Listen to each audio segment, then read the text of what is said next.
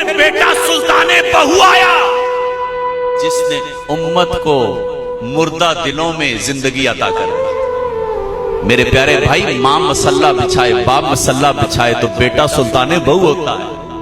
ماں تپلے بجا کے مائیے گائے، ابا لٹیاں مارے، ماں فیس بک پہ استعمال کرے، ابا بھی فیس بک، بیٹا چرسی آتا ہے، بیٹا لٹیرا آتا ہے، بیٹا ڈاکو آتا ہے۔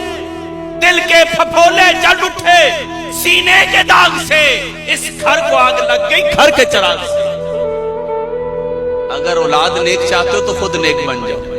حضرت عبداللہ بن مبارک علیہ الرحمہ کے بات سنا رہا تھا، آپ رات گزر گئی، فجر کی اذان شروع ہے، آپ کہتے ہیں اچھا میں نے تو سمجھا عشاء کی اذان ہو رہی ہے، یہ تو فجر کی اذان ہو گئی۔ رات گزر گئی، اب شرمندگی آنے لگی، ندامت آنے لگی، اوف، ساری رات ایک عورت کے لیے، ساری رات رب کی نافرمانی کے لیے۔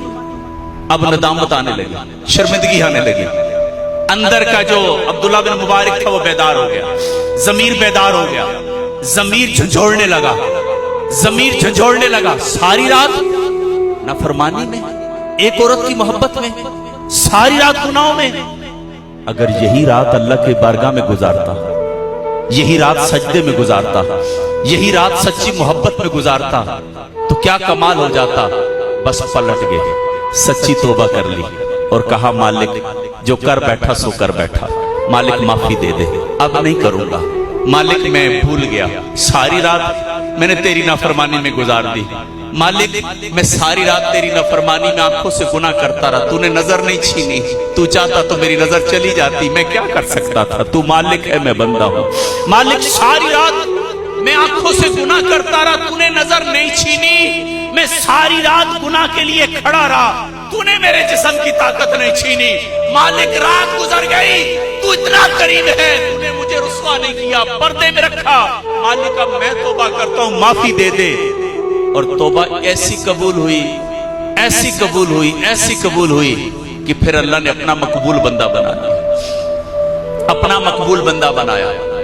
اور پھر ایسا مقام اللہ نے دیا کہ آپ باغ میں لیٹے ہیں اور قریب ہی ایک پھول کی ٹہنی ہے اور اس ٹہنی پہ سانپ بیٹھا ہے، آپ کو پسینہ آ رہا ہے اور وہ سانپ اس پھول کی ٹہنی میں بیٹھ کے آپ کو ہوا جھول رہا ہے، ہوا دے رہا ہے۔ جب عشق مجازی سے ہٹ کے عشق حقیقی پہ آئے، سچے عشق پہ آئے، سچی محبت پہ آئے تو پھر زندگی بدل گئی، پھر رب نے محبوب بنا دیا اور پھر اتنے نیک ہوئے، اتنے کمال کے ہوئے کہ آپ کے پاس ایک نوجوان تھا، بڑا خوبصورت نوجوان تھا، بڑا متقی تھا، وہ آپ کی خدمت کیا کرتا تھا، آپ کا مرید تھا، وہ خدمت کرتا، عقیدت کرتا، اس پر 40,000 درہم کا قرضہ تھا، 40,000 درہم، یہ بہت بڑی رقم بنتی ہے، قرضہ تھا، اور وہ غریب آدمی تھا، قرضہ اس کا کوئی دے نہیں سکتا تھا، اور جس کا قرضہ دینا تھا اس نے قاضی کو شکایت کر کے اسے قید میں ڈلوا دیا۔